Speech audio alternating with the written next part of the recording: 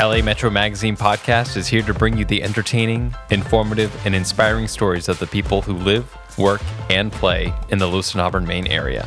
I'm your host, Colby Michaud.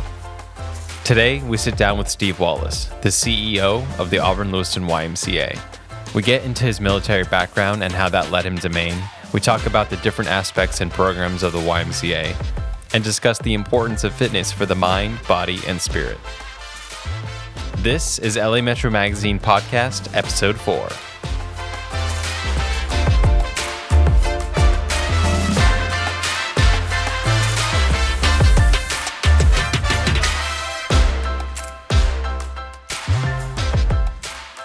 Welcome, Steve, to the LA Metro Magazine Podcast. Hey, Colby, thanks for having me here. We're happy to have you, and we're excited to hear your story and to have you share your experience with us. Yeah, well, you say that now. We'll see what you say at the end, right?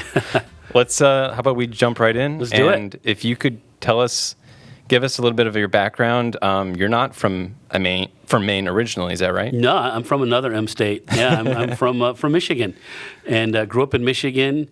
And 1984, decided that I wanted to get away from snow and ice and cold. Joined the Marine Corps because, Marines always, hang out on the beach, right, where it's nice and warm and do fun things. Liked it so much that I stayed 21 years and retired in 2005. But one of my duty stations happened to be Brunswick, Maine. So 1992, I came up to Maine and was part of the instructor staff and started to go to college. And that's where I met a Mainer. And everybody knows once you meet a Mainer, sooner or later they pull you back to Maine. And so my wife, Rochelle, I met her in 1992, married her in 1995. And when I retired in 2005 from the Marine Corps in sunny San Diego, she said, we're going back to Maine. And I said, I'm not going back to Maine. And she says, all your stuff's going back to Maine. And I'm like, oh, man, I got a decision to make. And so here I am. So we've been here just about 16 years now, and life has been great. And you're a resident of Auburn, is that right? Yeah, we moved to Auburn in 2005, and right when I retired, and have been here ever since, and love it, enjoy it. And so after you retired from the Marine Corps, did you jump right into being the president over at Midcoast Chamber? No, actually, I started off with an organization called the Training Resource Center out of Portland, Maine. They worked with the Career Center, and they needed a peer support worker for returning Iraqi freedom and enduring freedom veterans. And I had served in 3 different combat zones in my 21 years. And so I kind of fit the bill of what they were looking for. And from that piece, I worked with the Homeless Veterans Reintegration Project, worked a homeless shelter down in Biddeford. And then the base closure was announced.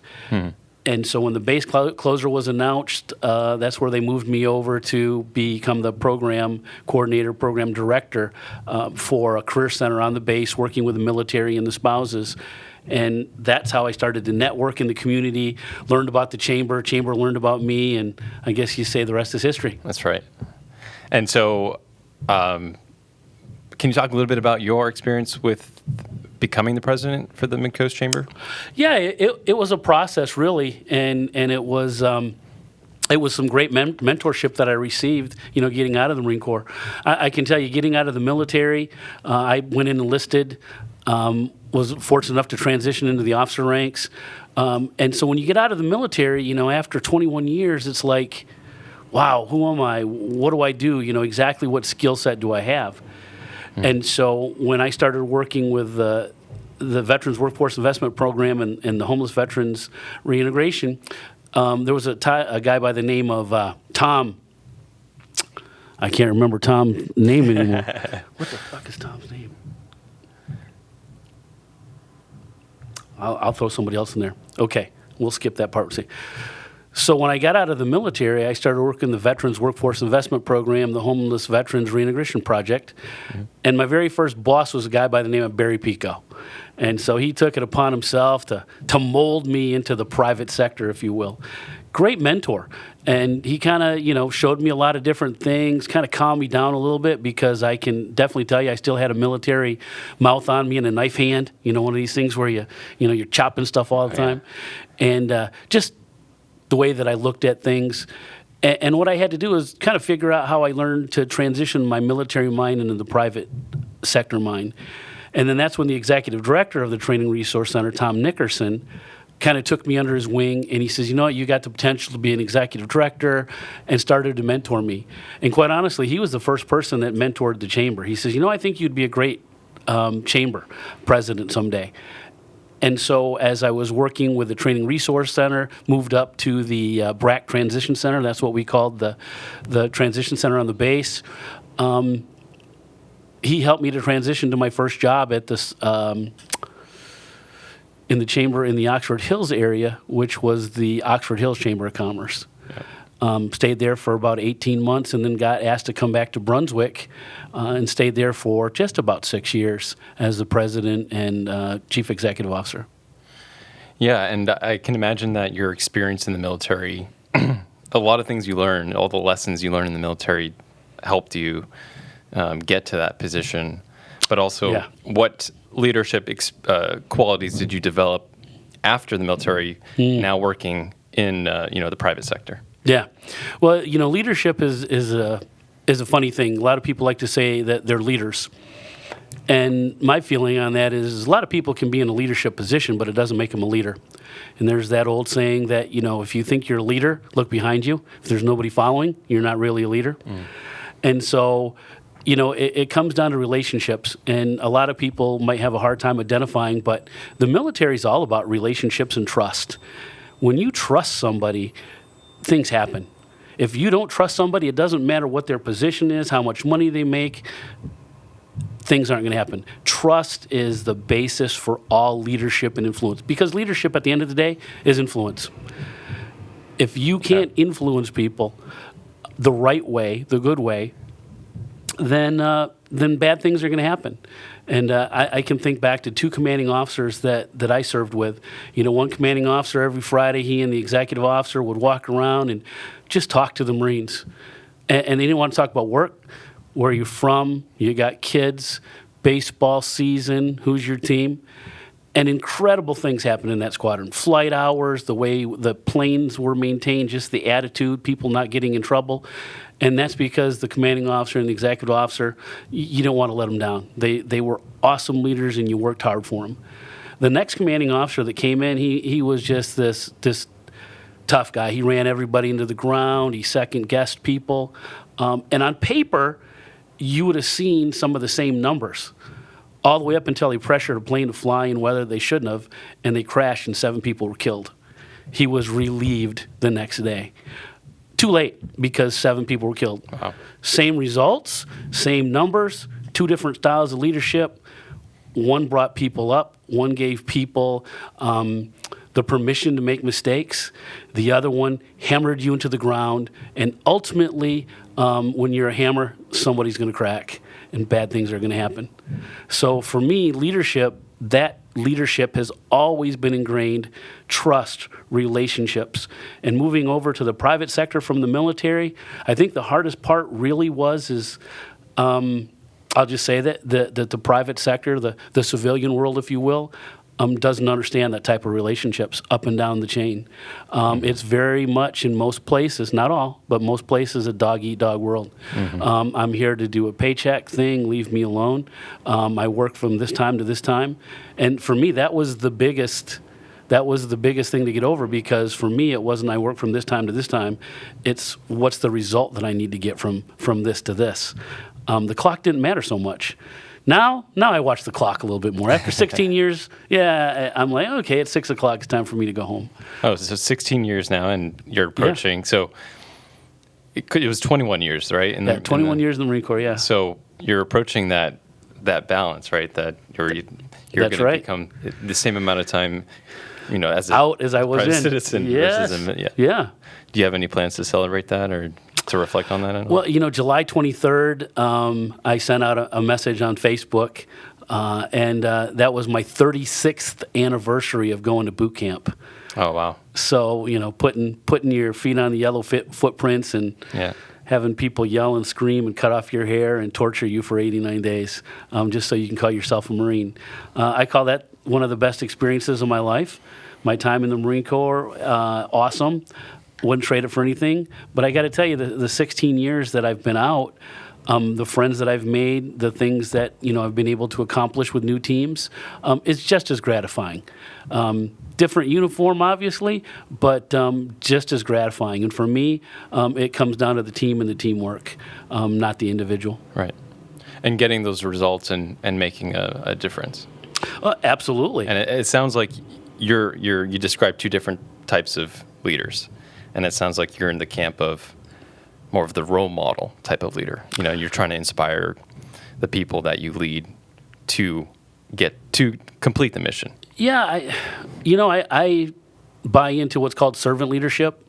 Is if you work hard for your people, you help them to achieve, and they get the results that they need, that collectively you've decided on, then that is good for me. I don't want to be that person that makes all the decisions. I don't want to be the person that says, we need to go do this. No, I'd rather be the person that gives you the resources and the assets, say, we're going to get here, but then you got to figure out how to get from point A to B. Because if I got to tell you every step, what are you getting out of it? And so, again, as you see people start to achieve and you start to see them grow, that's the satisfaction, I think, as for me now. Maybe not when I was a younger guy, but now as I'm kind of moving towards wrapping up my career, in the next 6 or 7 years, the thing that I really enjoy is seeing people challenge themselves, achieve new goals, make higher goals, and aspire to be something more than they ever thought they were going to be. And I think that what I feel my time here at the Y has been a culmination of a lot of things that has helped us to start to move that direction. Yeah, so let's talk a little bit about the Y. Okay. How long have you been here? You're the CEO currently. Yes. So how long have you been in the role? As April CEO? 28th of 2014. So just over 6 years. Yeah. Yeah. Yep. I had brown curly hair when I got here, a nice smile, all that kind of stuff. Now I'm worn down. So what are you doing on a daily basis to lead your team and to inspire that kind of growth? Yeah. Today is a completely different answer than what I would have given you a few years ago. And this is my perception on coming into the Y. There was some challenges here, and the staff was very much used to being, told their opinion. And so it's taken us a couple of years to get to the point where they're really at the point where they're running the Y now. And I can say, we've been through some challenges. We had a flood here in 2016. We had to close down our pool. We lost our camp in Poland, Camp Connor, so we've had to rebuild out another camp. We've had the fiscal challenges of the minimum wage increases, the challenges of a lot more scrutiny in some of our mission areas, such as childcare and youth sports. And then, now you look at a pandemic, add in a couple of employees passing away from there, adding the Y at CMMC, kind of stretching our resources and trying to be more community-oriented. Lots of challenges, a lot of uncertainty, and so people had to feel good in the environment of change. And to get people trained to feel okay in change is rough because it's a whole different culture than what people are used to. And so I think, what all these experiences have done at the Y with myself and the leadership team, we're different people than we were 5-6 years ago. We work together differently. As a matter of fact, my leadership team, I've kind of seceded my authority as the CEO into a leadership team type aspect where we vote on big things that impact the Y. And at the end of the day, I'm going to go with the wisdom of the guys and the gals that I've got on my leadership team because each and every one of us has got a different component that we're good at. And together, I think we make a lot better decisions. Right. So if you look at, for me, for the Y, I won't say that's always true. I've now got the staff that I feel confident in their decision making, and most importantly, they feel confident in their decision making. They hold each other accountable. They hold themselves accountable. That's what allows the structure that we have here now to work. Yeah, totally. Before we dive a little bit more deeply into that, can we step back and tell people who don't know what we're referring to it as the Y, but it's the Auburn Lewiston YMCA. Yeah, actually, we're the Young Men's Christian Association of Auburn Lewiston. That's our official title. Okay. So we've been in Auburn since February 17th of 1868, so 153 years old now. And so we've been in this building that we're in right now doing this interview in on Turner Street. This building was commissioned August 20th of 1920. And they moved in 2022. So this building is just about 100 years old right now. Wow. Yeah. And we can talk about it a little bit later, but you're working on another space, is that right? Or developing another place? Or that's why I remember the date that I started at the Y so well, is because I had a phone call my first day on the job about 3 hours into it. Hey man, you need to get over here really quick. This was Chip Morrison was the chamber president here, and he's like, there's some company out of New Jersey in the hospital, and they want to make a new health, wellness, and fitness center in Bates Mill number 5, and that's going to put you out of business. Get over here and check this out. And ever since that day and that time, I have somehow been involved in looking for the Y's next home. Oh, okay. Yeah. Wow. I think a lot of people, including myself, think about the Y as first and foremost a place for physical fitness and exercise, but it's so much more than that, isn't Absolutely. Yeah. So much more. The membership at the Y Fitness Center piece, if you will, very important, because it touches on one of our focus statements, which is healthy living for all. But the membership also does something different. When you join the Y, when you join the fitness center at the Y, it's not just about the fitness center, because your membership helps to pay for the mission. And our mission programs is really what's important. And across the board, that's where lives are changed. They're changed in the health and wellness center too, in the fitness center. But the mission programs, whether it be early childhood education, making sure that little kids are connecting biologically their brain properly, and that takes a certain type of program to happen to make sure that they're in the best place they can be for early ready learning when they go to kindergarten, is so important. And then you also look at school-age programs, ages 5 to 12. The data shows that usually somewhere in that 11, 12-year-old range, that's a character point where you can go either way. And I'm not saying you're going to be a bad guy or a criminal if you don't come to Y Camp, but a lot of decisions on the character of an individual for a child or a young adult, a youth, is made right around that 11, 12. And so many of those decisions, the data shows, also is made at camp. A 15-minute conversation. A 15-minute conversation can literally change the trajectory of an 11, 12-year-old. Mm-hmm. Some people would say, well, that's much too young. I beg to differ. Look at the data. Mm-hmm. That's why the youth development programs that we have are so important, whether it be youth sports, whether it be camp, some of the club programs that we've been working on with arts and crafts and music and health and wellness pathfinders, healthy cooking and being outside.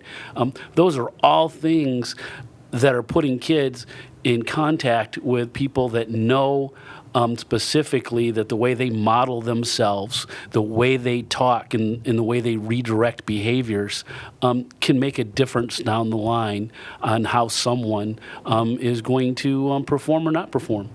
And I look at that as a huge responsibility. And then you take that into looking at the health of the community, the health of families. A lot of times we think that we just talk about kids. You can't really take the health of a child in consideration without looking at the health of the family. What's going on? What type of events and programs do we have for them? And that's where this Y falls short, is we don't have the space to do some of those family programs and the things that we want to do. So how do we make a bigger impact? How does the membership help to pay for the mission? I've got to have a place with a bigger membership so that way I can have a bigger impact on the mission. You're literally limited by the capacity of this physical space right now. It absolutely it is. I need to have a triple gymnasium. Why? Because I can put kids playing in one, I can put volleyball in the other, and I can put gymnastics and karate in the other. At the same time, when they switch out, I can have, active living for seniors. I can have, diabetes prevention classes. I can have blood pressure checks. I can do all kinds of fun things to help whoever walks in through that door.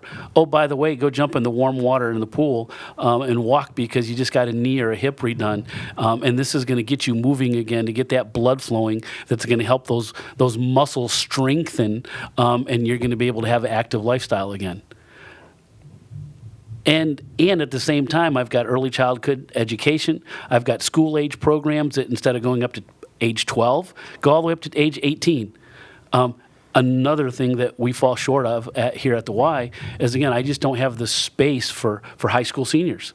We need to, because we know, looking at the community health needs assessment for Androscoggin County, especially Lewiston Auburn, we're falling short with the kids that are above age 12. How can we get there? Again, I need a bigger membership to have more mission impact, to have more membership. I got to get a new Y. So that's my goal. Someday before I retire, is to get a new YMCA going, so that way we can give this community what we know that it wants and needs. And that's a place where people can go and be safe, regardless of what they look like, regardless of their body image, regardless of any criteria other than they want to be a better person, they want to be a better family, and they want to help to mentor others because they themselves have been the recipient. That's the social responsibility piece of the Y. Yeah. And I would like to read a little excerpt from your website, if that's okay. Yeah, go right ahead. So, from your website, we're changing lives for the better. Mm-hmm. Deeply rooted in community, the Auburn Lewiston YMCA is made up of people of all ages, faiths, and abilities, all working side by side to ensure that everyone, regardless of gender, race, income, or background, has the opportunity to live life to its fullest. When you're involved with the Y, you help bring about lasting personal and social change that will positively impact you, your family, and your community. And so, to me, that sounds like it's a multi-angle approach to the health and well-being of the individual, but the result of that collectively is a better, stronger community. Absolutely. Absolutely. That's one of the reasons behind our Outdoor Learning and Education Center. That's the 95-acre parcel that we have behind Kmart off Stetson Road. So in 2014, we put together a new strategic plan, and we sat down as an organization, the board of directors and myself and some key leadership staff, and we said, do we want to be an organization in the building, or do we want to be a cause in the community? What's it mean to be a cause in the community? What does it mean to collaborate? We had discussions about what did it really mean to collaborate. Are we always going to be in charge, or do we have to sometimes just be the cheerleader? And I'm so proud of the board of directors because in January of 2015, we decided that collectively we were going to be an organization, we were going to believe in a cause, we were going to affect the community, and it wasn't going to be about the why, and it wasn't going to be about the building, it was going to be about the community impact. And that's where, we started with the Outdoor Learning and Education Center. We put the 1.5 mile fully ADA accessible trail out there. The first trail we wanted out there was not just going to be one that some people could walk on. It's going to be a trail that everybody can walk on, whether they were in a wheelchair, whether they needed somebody to push them, pull them, motorized. And I can tell you that I go out there several times a week from spring all the way through late fall. And I always see somebody on the trail. I saw a mother with her child in a wheelchair, completely motorized wheelchair. And when I told her who I was and we built the trail, glad she enjoyed it, she wept. Because she says, I haven't been able to do this with my son anywhere around here. That's when I knew that we were doing the right thing. Another time I knew, I went and I saw all these cars and they were parked up and down the road. And it was a group of moms that were in a walking clubs with their kids.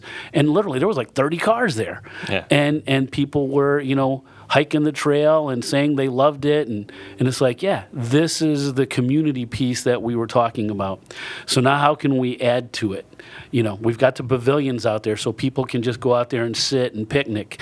We've also got the multi-purpose sports field. We've got the basketball courts. We're going to have the cornhole courts out there, as well as some of the horseshoes and some of the other things. We've got another half-a-mile road that goes from end to end. Sooner or later, we're going to have fitness equipment on that, so you can run down the trail, you can stop, you can do pull-ups, you can hang like a bat. I mean, you can do whatever you want to. And that's, again, to be able to get the community out there. The kids are going to go out there for camp. Parents now realize they can go out there from sunrise to sunset on the weekend. They do things with their kids out there. That's the healthy family aspect, right? And that's what we're looking for. And I think one thing that's really cool about the YMCA is that you have membership plans for families specifically. Absolutely. And we've got some of the lowest membership plans in the state, as a matter of fact, for Ys. And again, we know we're limited in some aspects, but at the same time, the families are important to us. And to price a family out being able to come to the Y is not what we want to do. That's really who we are. People ask me about the competitors in the community, the Planet Fitness, the Orange Circuit. I don't consider them competitors because, if I wanted to jump on a treadmill or do a quick circuit workout, $10 a month, $15 a month, get the black card membership, go for it. You want to come here with your kids, get them involved in youth sports, work out while they're out there playing, work on some of the things that you might need to do for yourself, whether it be diabetes prevention or some type of recovery. There's nobody around here that has the personal trainers with the skill sets that we have here at the Y. I've got diabetes prevention facilitators. I've got wellness coaches. I've got certified nutritionists. We've got Academy of Sports Medicine certified personal trainers. The list goes on. And this is where we come in as a family to pull everybody together, to let you live a life of fitness, regardless of your body shape, size, or age. And we got Tony Atlas downstairs. We've got a hero down there, if you will, from the world wrestling world and a Mr. Olympia. Hey, but at the same time, you got my shape down there because round is a shape. And you know what? It doesn't matter. You don't have anybody saying you shouldn't be in here. They're working out together. Everybody's on a road to fitness, and that's what makes the Y special. Yeah, and it also, you're fostering those relationships and you're expanding your sphere and your network. And yep, absolutely. That's a huge part of it, I'm sure, for a lot of people. That was one of the biggest things in this COVID world that we realized. We started a calling program. We've got 418 folks on our membership that are above age 62. And so we started calling them.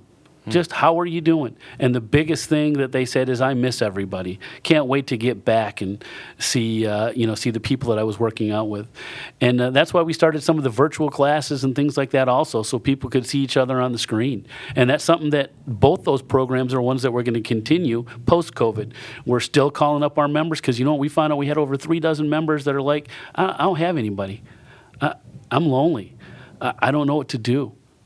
And that's where we continue our outreach because, again, we're not a swimming gym.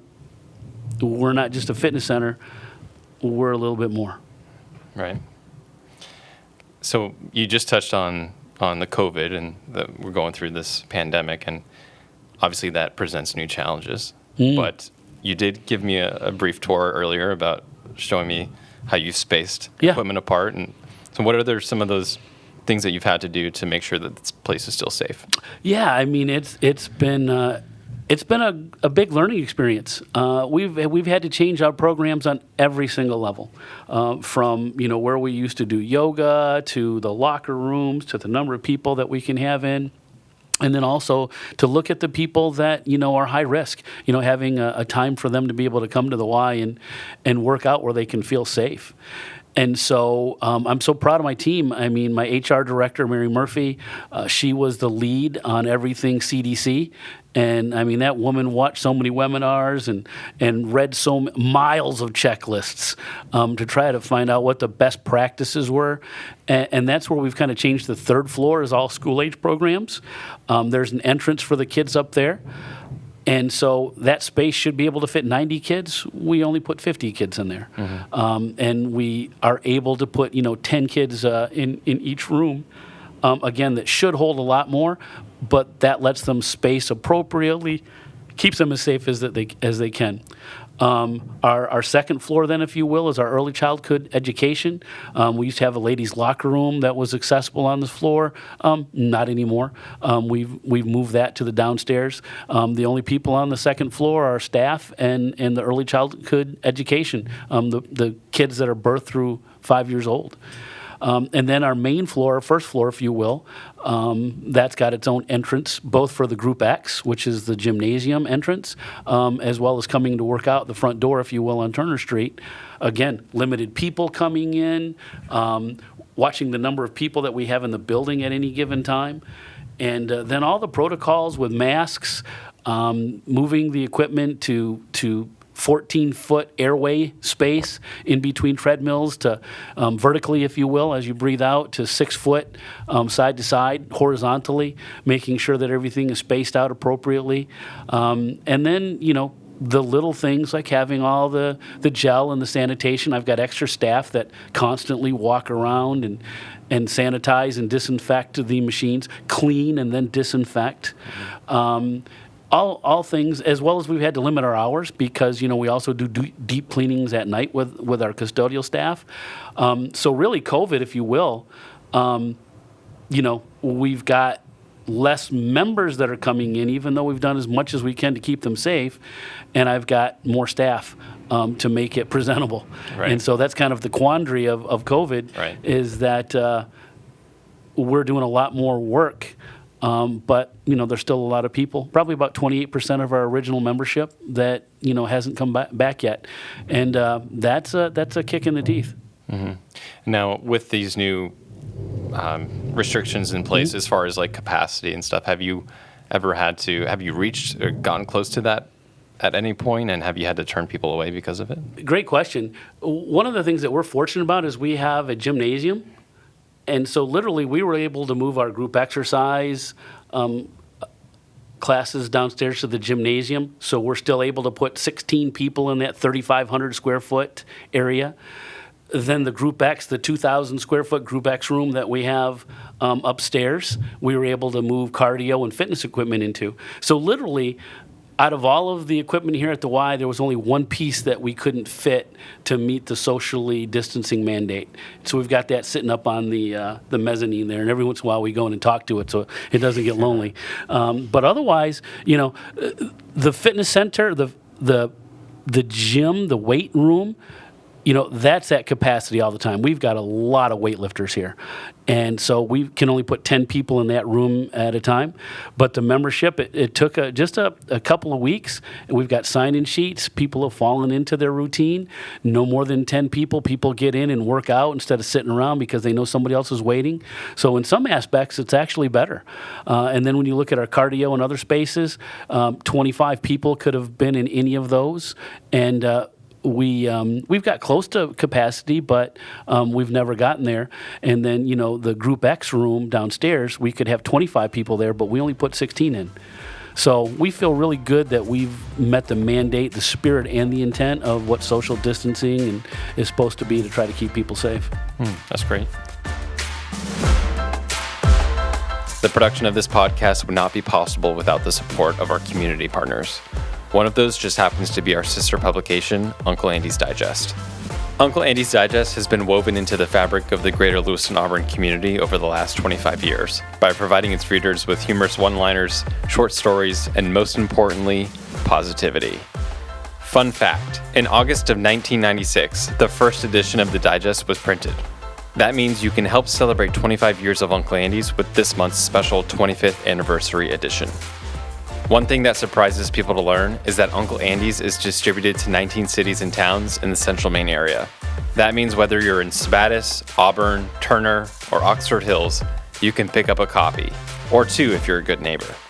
So if you're a local business that wants more exposure and top-of-mind awareness, make sure you check out Uncle Andy's Digest. Why not get more exposure for your business while spreading smiles at the same time? Those that do simply say, "It works."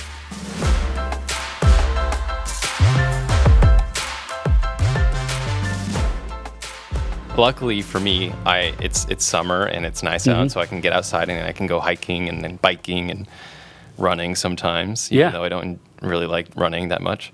I know how important it is, but for me, it's more, I exercise because of two things: the physical fitness, but the mental fitness too. Absolutely. And I know we were talking about this a little bit earlier off the record, but why is exercise so important for the mind as well as the body? Yeah, I'm not a scientist, so I can't, but I do know that when you exercise, it's going to change the chemicals in your brain, the endorphins that go through, it's going to help you to feel better. Also mentally, when you're challenging yourself, you feel like you're accomplishing something. And that's also another piece of it, the psychological component. So when you look at, biologically, physically, mentally, you feel like you've done something good for yourself. You feel like you've accomplished something. And quite honestly, some people go through a whole day without feeling like they never met a purpose. You just did it by saying, hey, I'm going to run 2 miles, and you did it. Or I'm going to lift so many pounds of weights, and I did it. It's going to give you that mental, that physical boost that's going to help you through the rest of the day. You're going to stay calmer because you burn off all that extra energy. So that way when somebody comes up at work and says something that you don't like, it's not a throat punch. It's just like, okay, not a problem. Tomorrow morning I'm going to think of him and run an extra 5 minutes, It just lets you burn that stress away. And I think that's one of the things that society really is missing a lot of. I think people are getting meaner. I think people are getting angrier. At the same time, we can see through all the data that, and I'm one to talk, right? People are getting fatter. People are getting more chronic conditions. I think they're eating worse, the nutrition. We're consuming more caffeine. Colby, I think at a certain point it all comes together. Yeah. Your nutrition, they talk about the way you eat. They talk about the way you exercise. They talk about your heredity. All those things work together. And anybody that doesn't think that it works together, I think is ignoring the big picture. And I also think that when you're weak in any one of those three things, your heredity, your body, your family genes, the way you eat, the way you take care of yourself. A weakness is going to hurt the other ones too. So how do you keep your pyramid strong? Well, you got to take care of yourself mentally, you got to take care of yourself physically, and you got to take care of yourself spiritually, mind, body, spirit. Yeah, all works together, like you said. And it's funny because I am a big fan of coffee because I actually enjoy the taste of it, but also the caffeine. And there's no question I'm addicted. You're addicted. Addicted, like a lot of people are.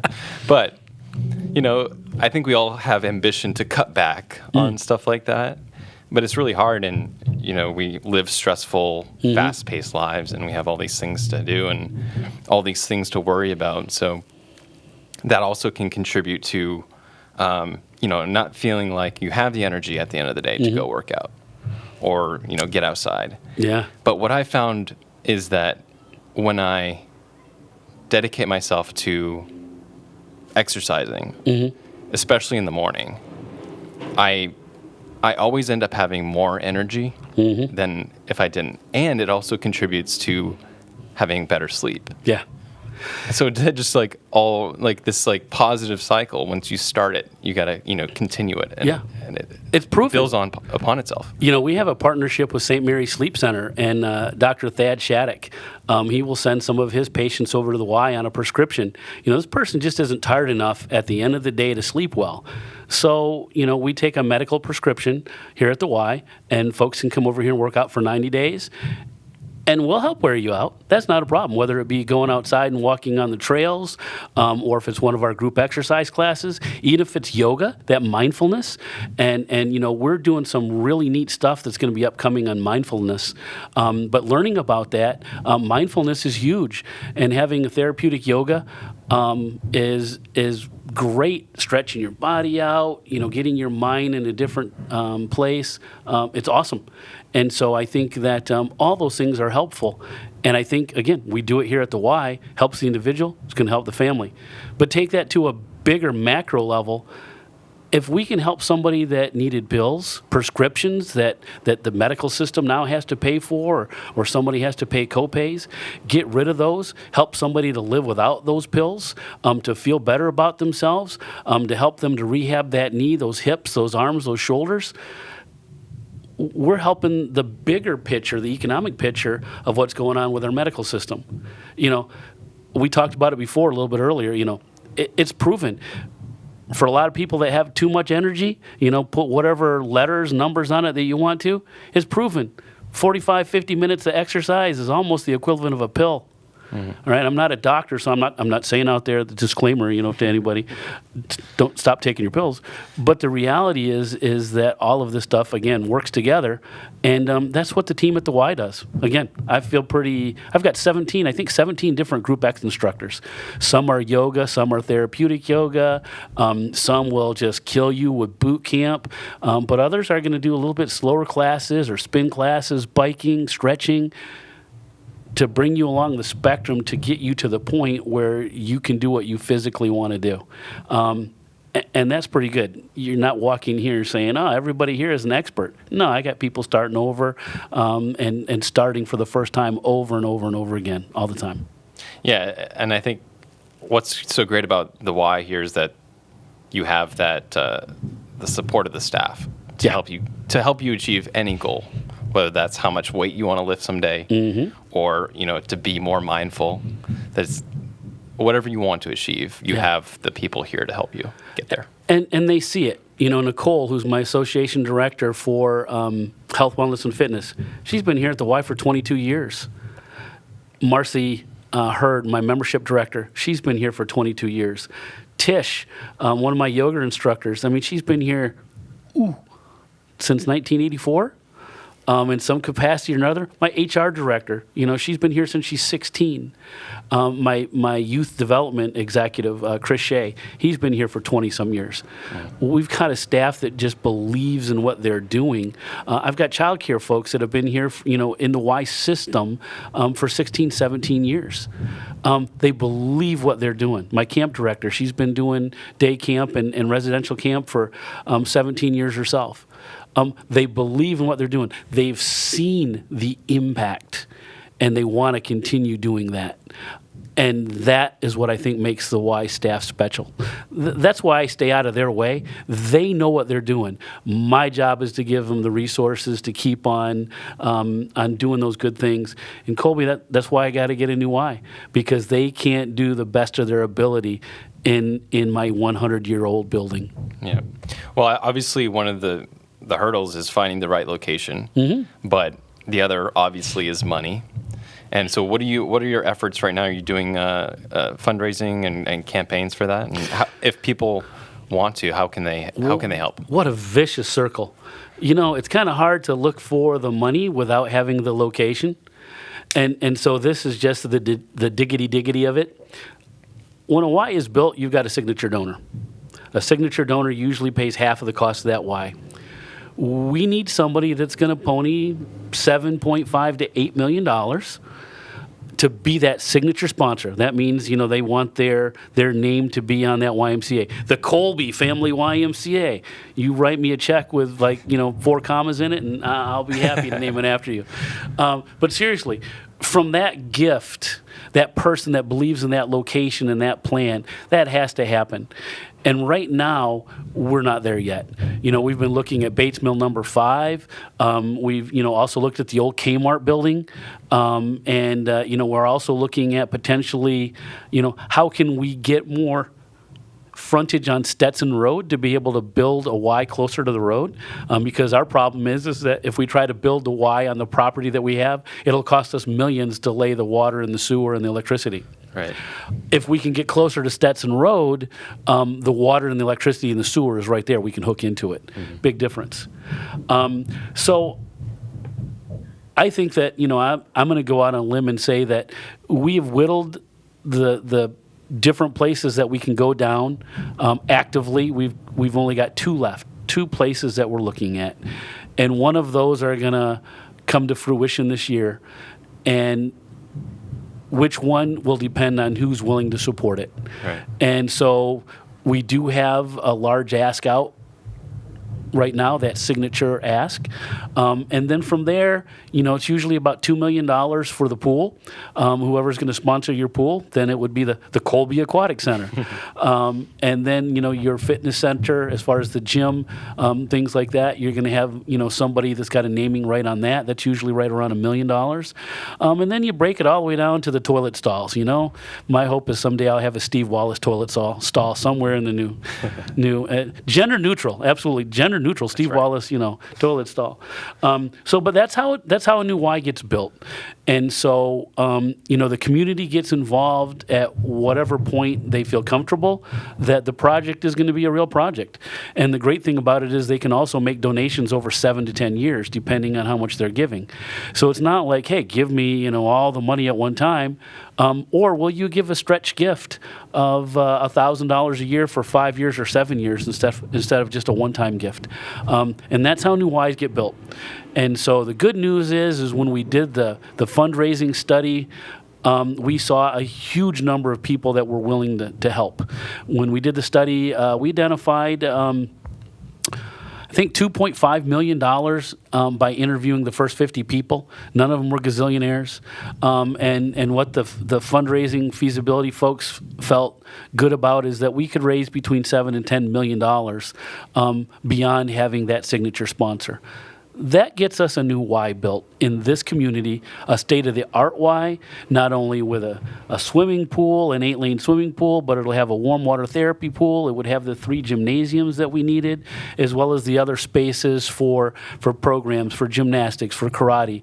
All those things would come with community partnerships, for having the before and after school programs, having the weekend programs for young adults where, people could come in and do volleyball tournaments and have some place where they could sit down, plug into Wi-Fi, listen to some music, grab something to eat, different things like that. All of that happens at the Y if you build it. And so I think we're going to get there. Again, we're working hard. The board's working hard. It just takes a little while to figure it out. And quite honestly, COVID, from what all the big fundraising folks are saying, it puts us 2 years behind. But doesn't mean that we're not looking at it, not planning it. But I'd say to that is, people will say, well, the Y can't get it done. Go out and look at the Outdoor Learning and Education Center. Do you want to know if we can get things done? That's about a $2.6 million investment to date. We got it done. We got it done for the community. We got it done for the kids. We're going to be able to get the Y done too. And so I would say don't bet against us. Join us, and it'll make it a lot easier. Absolutely. If you build it, they will come. I hope. So before we wrap up, yeah, I would, if you could take your CEO hat off for a minute. Mm-hmm. You've been a longtime resident of Auburn, and so you're well familiar with these Lewiston Auburn community. I'm just curious, what things do you like about it? What do you enjoy? You like to go out to eat? Do you enjoy the entertainment, cultural experiences here? What do you love about this wonderful community? What do I love about Lewiston Auburn? L.A., the real L.A. I think there's a lot of things that one is really the people that I've met. Again, it comes down to relationships. You can be in the most beautiful place in the world if you don't like your neighbors. It's not a good place to be. We've lived in 2 different places here, and in both the neighborhoods have been special.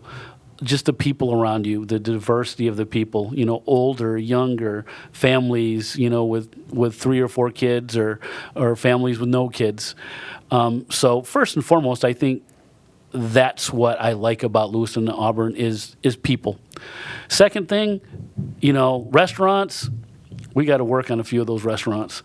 But I love the food here. We've got everything from great Mexican food at El Pocho's to, your fish bones that are awesome. Roy Steak Burger, man, who can say anything bad about that? They just can't. And so everything from fast food all the way to little breakfast places, Christie's, just, again, good people, local people. You sit down, you eat there, you know that you're supporting your neighbors. And then the outdoors. I love the golf, and I play all the golf courses around here. Start off at Martindale. I'm a member there, but love to go and play at Fox Ridge towards the end of the year when I'm a little bit better shot. But I also go and play at some of the other golf courses around here. Poland Spring is a great one. And then going out and hiking, walking. Love that. My wife and I just about every weekend will go someplace and take a drive to see scenic Maine when we can. Yeah, you were just telling me you went did the waterfall trip. Yeah, we went and checked out 8 waterfalls this past weekend. Took all day long. Yeah. When winter comes, I'm going to say that I hide inside. But that's where I kind of do some of my things on my other love, which is learning how to cook. And so in my next life, I'm going to be a chef, I think, get one of those nice white hats. But I take advantage of learning. I'm also a staff at St. Joseph's College, so I teach a couple of business courses, adjunct for them. And so when you wrap it all up for me, that small liberal arts college that is St. Joe's with a lot of great staff, great local kids, great local Lewiston Auburn places to eat, and a great community YMCA, all boils down to that R word, right? Yeah. Relationships. Yeah. That's what I love about Maine. Yeah, absolutely. I think that brings us to my final question. Oh, no, another one. Which I did not plan at all, but I was just curious. If this was possible, you could go back in time and talk to yourself, your younger self. Maybe you're just graduating high school or you're about to join the military. Knowing what you know today, what would you tell Steve back then? Oh, absolutely, to enjoy life more. I work way too hard. I absolutely, it's like in the military, I probably worked a little bit too hard, but you could say that's why I achieved what I did. The Chamber of Commerce's, both those jobs, I absolutely know that I worked too hard. My staff worked too hard, and you can get tied up and you can say, man, well, I love it, so it's not work. But all of that time away from family comes with a price. And so whether it be relationships with nephews and nieces, brother and sister-in-laws, your own family, even your spouse, your kids, comes with a price. So I would have told a younger Steve Wallace, try to get balance if you can. Try not to work so hard, or at least take the time to recognize special moments, to memorize them, so that way when times get tough, you can look back and you say, that was good. And I think that's the connecting the dots that makes life worth living. It's not the destination, man. It's the journey. And I've been some great places, have loved it. But I'd have told myself to slow down a little bit, enjoy the roses, try a couple different glasses of wine, whatever the case may be, and go from there. Yeah, absolutely. Well, I have to say I'm grateful for my relationship with you and knowing you. It's been awesome talking today. I hope that people get a little bit better. People who don't know you get a better sense for all that you do and what you and your team and your staff do for so many people. You make a really big difference, and that's really important. So thank you. We enjoy it. Well, thank you for saying that. And anybody that hears this, if they want to come by and see the Y, either our building or see the Outdoor Learning and Education Center, we're happy to give you a personal tour. It doesn't matter if you're a member or not. If you're a member of this community, then we're happy to show you what the Y can do. Awesome. Thank you, Steve. You got it, Colby. Take care of yourself, man. That's it.